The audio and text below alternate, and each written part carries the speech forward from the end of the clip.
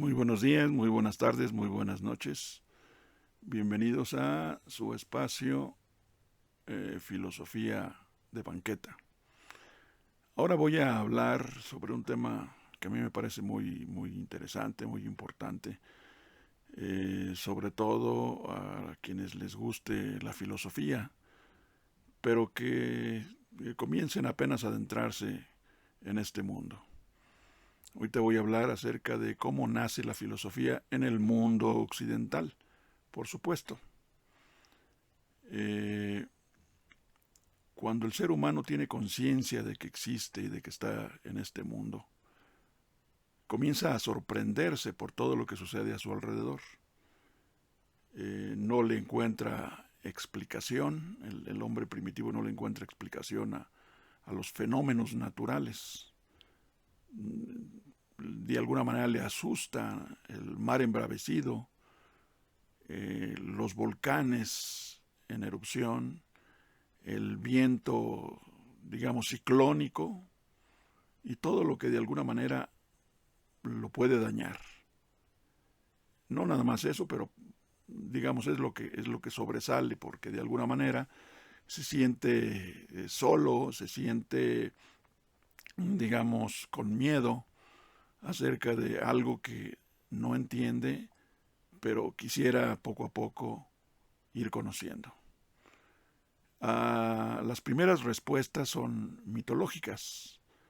Esto yo creo que lo leemos hasta en historia.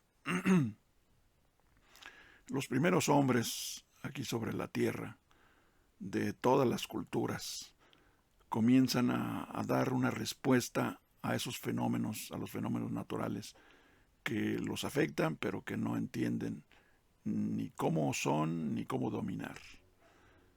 Entonces, de ahí surge el asociar esos fenómenos naturales con dioses.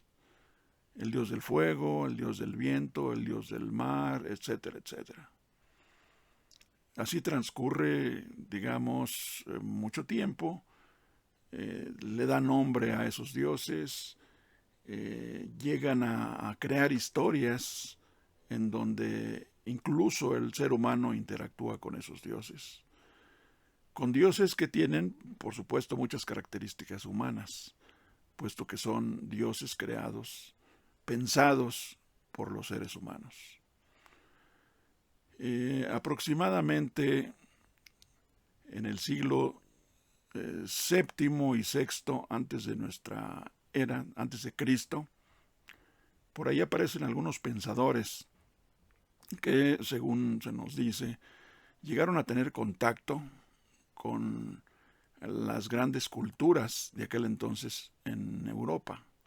Aquí hablamos del mundo occidental y a ello nos remitimos.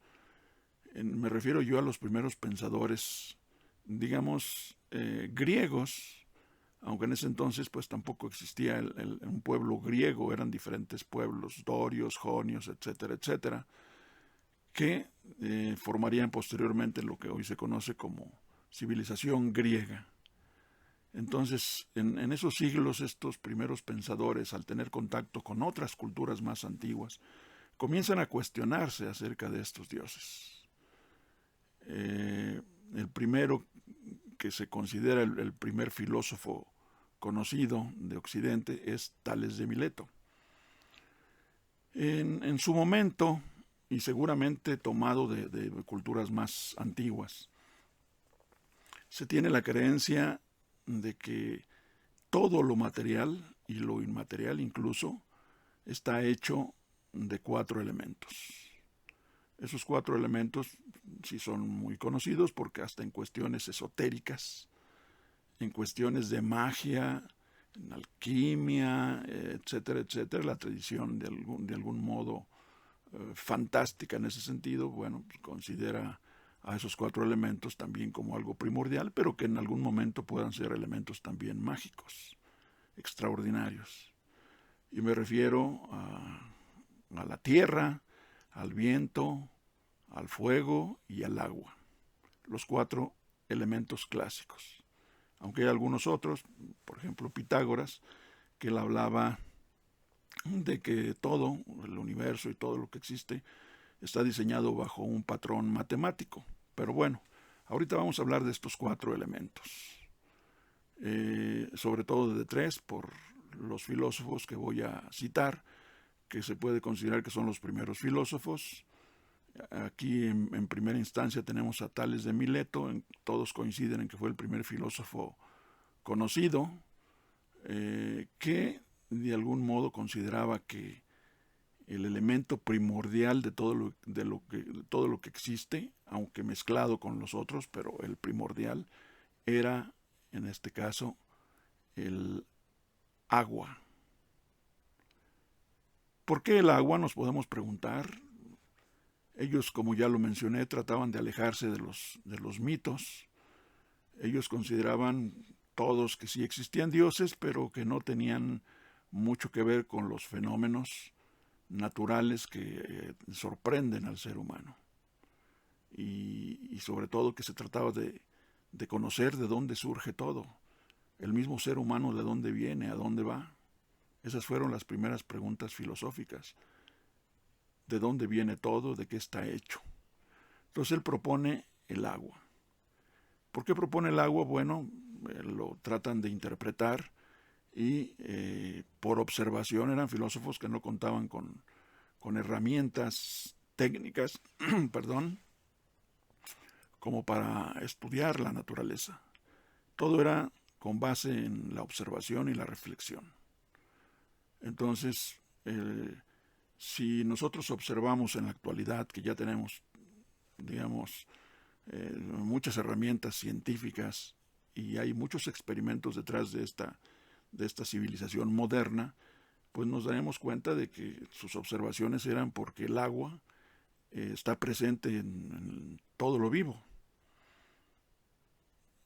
Nosotros somos en un alto porcentaje agua, las plantas igual, y seguramente Tales observó que si no bebemos agua, por ejemplo nosotros o los mamíferos o los demás animales, morimos, y que las plantas igual carecen de agua y mueren. Entonces, bueno, partiendo de ello, podemos de alguna manera entender el por qué él consideraba que el agua era el elemento primordial. Luego tenemos, en este caso, a Anaximandro. Era discípulo de Tales de Mileto y él proponía algo diferente. Él consideraba que los 4 elementos sí están presentes en la construcción de todo lo que existe. Pero él consideraba además que de esa mezcla de esos 4 elementos se generaba algo todavía más valioso, más importante, a lo cual él le llamó apeiron. En este caso, que es lo indeterminado, si es que queremos buscar alguna traducción, lo indeterminado, pero además lo que de algún modo aprovecha todo lo que existe a su alrededor, digamos todo lo que pueda existir. Ahora pudiéramos decir que materia y energía, y de ahí surge todo lo que existe material e inmaterial. Luego un discípulo de él, Anaxímenes, hace una propuesta un tanto distinta. Anaxímenes, lo que propone es el viento. Para él el viento es el elemento primordial, el más importante de lo que está de alguna manera, de la naturaleza de todo lo que existe, lo material e inmaterial. Ahora podemos de alguna manera también, con base en interpretaciones que le han dado a su pensamiento, a su propuesta, que el aire pues se refiere no en sí a lo que en algún momento sentimos en nuestro rostro y que de repente se abate sobre los valles, etcétera, etcétera, sino el viento se refiere a su contenido, el contenido de todo, de la atmósfera, pudiéramos decir. Más precisamente, pues pudiéramos decir el oxígeno y tal vez el dióxido de carbono. Pero lógicamente ellos no lo determinaron así, no lo conocían, pero intuían que ese elemento, lo que viene siendo ahora conocemos como el oxígeno, pues es indispensable. Ellos veían que nosotros simplemente, sin poder respirar,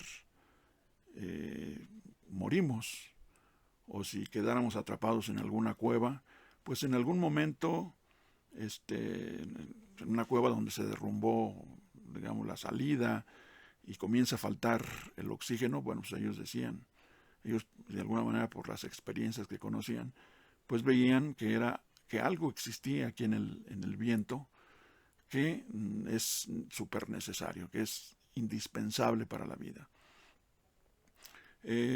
Sin considerar que de igual tal vez llegaron a hacer algún experimento en donde alguna planta era encerrada, no sé, en algún tipo de cubo o algo así, y igual con la falta de aire la planta moría. Entonces Anaxímenes determina que el viento es el elemento primordial. Luego nos vamos con otro filósofo que de alguna manera en mi caso, pues es como un poco más sorprendente por su propuesta. Él propone que el elemento primordial de donde surge todo y a donde volverá todo es el fuego. Y interpretando o viendo interpretaciones que se hacen a su propuesta, pues no se refiere precisamente a una fogata o al incendio de un bosque que resulta destructivo, sino a una energía de la cual depende la vida en general. Y por observación seguramente llegó a esta conclusión. ¿Por qué? Porque igual una planta sin luz muere o no prospera igual que en su ciclo tenga la luz necesaria. Además, el calor que de alguna manera permite al ser humano vivir y permite a todo lo que existe desarrollarse. Y él de algún modo seguramente también pensó dentro de sus análisis, dentro de su razonamiento, que pues esa energía que ahora pudiéramos decir que es, digamos, la insolación, esa energía era necesaria para la vida y que de alguna manera tenía mucho que ver en el desarrollo de los seres vivos. Ahora, ¿cómo pudiéramos pensar que de manera empírica hacían observaciones de este tipo? Pues ahora lo sabemos, ¿no? Tan solo en el ciclo del carbono nosotros vemos que la energía solar que es absorbida por la planta y fijada en su sistema como carbohidratos de energía luminosa se convierte en energía química. Y la planta de alguna manera viene siendo tan esencial que si no se diera este proceso de fotosíntesis, igual la mayoría de los seres vivos, así como conocemos la vida, seguramente no existiría. Porque bueno, aquí viene una cadena, la planta es comida por un herbívoro y ahí va la energía química. El herbívoro es comido por un carnívoro y ahí sigue la energía. Y esto seguramente que Heráclito lo observó, lo intuyó, y que había algo, una energía divina que se transmitía de organismo a organismo de esa manera y que después iba a regresar igual a la atmósfera de manera invisible. Ahora sabemos que cuando se descompone un cuerpo, bueno, pues ahí van de algún modo, digamos, diferentes gases, dentro de ellos el oxígeno y el dióxido de carbono, que son vitales para la vida y que completan un ciclo. Bueno, nuevamente el dióxido de carbono es fijado en su sistema por las plantas, y de ahí de alguna manera también se fija la energía luminosa y el ciclo continúa. Ciclo. Heráclito nos hablaba, tenía una frase, así se le interpreta, que define mucho su pensamiento acerca de este ciclo del que estoy yo hablando ahorita, del ciclo del carbono y digamos diferentes procesos dentro de la naturaleza. Es a esa frase a la que me refiero, es nada existe para siempre, nada es permanente, todo fluye y forma ese ciclo. Entonces, Heráclito de algún modo, dentro de su pensamiento, algo que también es muy sorprendente, nos habla del fuego como el elemento de donde todo surgió y todo ahí regresará. Es la interpretación que se da en muchos de los, digamos, pensadores modernos y antiguos, pues es que se refiere a una energía que de alguna manera puede tener alguna conversión, materializarse y después en algún momento volverse a convertir en energía. Todos sabemos que eso es real, que eso existe. En física y química pues está ese principio acerca de que de todo lo que existe, de alguna manera, hablando de la materia y la energía, no se crea ni se destruye, simplemente se transforma. La energía en materia y la materia en energía. Entonces algunos asocian, tal vez de manera un poco arriesgada, que Heráclito ideaba, pensaba en algo como lo que conocemos en la actualidad como el Big Bang, que viene siendo una teoría, no es algo que se pueda decir, así fue como surgió el universo, o así fue como surgieron los mundos, etcétera, etcétera. Pero es sorprendente, de alguna manera, si tratamos igual de ver qué nos quería decir Heráclito, es sorprendente que de algún modo se pueda asociar un poco lo que ellos de manera empírica, por observación y reflexión, a las conclusiones que llegaban.